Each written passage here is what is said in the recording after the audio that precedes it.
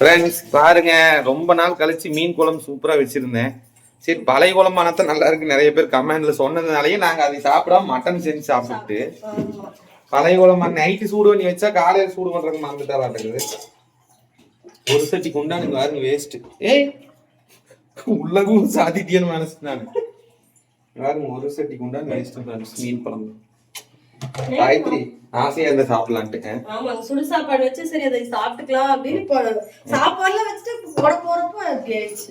பசி வேற வயிற்றுக்கு இப்ப டக்குன்னு உப்பு செய்யறோம் ஃப்ரெண்ட்ஸ்.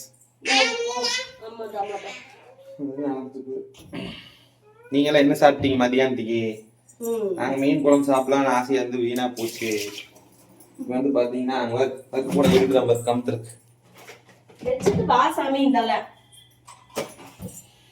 உப்பு பருப்பு செஞ்சு சாப்பிட போறோம் ஃப்ரெண்ட்ஸ். ஆமாங்க, இன்னைக்கு எங்களுக்கு ஒதுக்குனது இந்த உப்பு பருப்பு தான் நாட்டுக்கு. ரொம்ப நாள் கழிச்சு நல்லா இருந்துச்சு, ஆனா வீணா போச்சு. சரி பரவாயில்ல, விடு பாத்துக்கலாம்.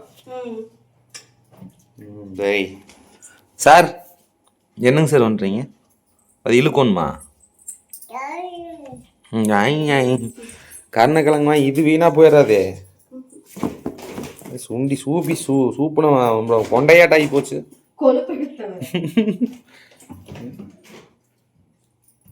ரைட்டு, சரிங்க ஃப்ரெண்ட்ஸ், இதான் சாப்பிட்டு போறாங்க பாருங்க. வீணா போச்செல்லாம் என்ன பண்ணா மீன் குழம்பு நல்லா இருக்குன்ட்டு தெரிஞ்சா சொல்லுங்க கமெண்ட்ல.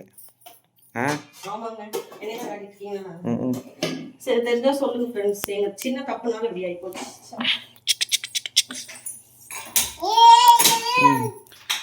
அன்னைக்கு அவங்க ரமேஷ் அண்ணா அவங்க அந்த அக்கா தேங்காய் அரைச்சி ஊற்றி வச்சுது. ஆனால் அது கெட்டு போகலையே, அவங்க மிக்சியில் தான் அரைச்சி வச்சாங்க. அது கெட்டு போகல. நம்ம இவனை தூக்கி வீசிட்டு இருப்பாரு.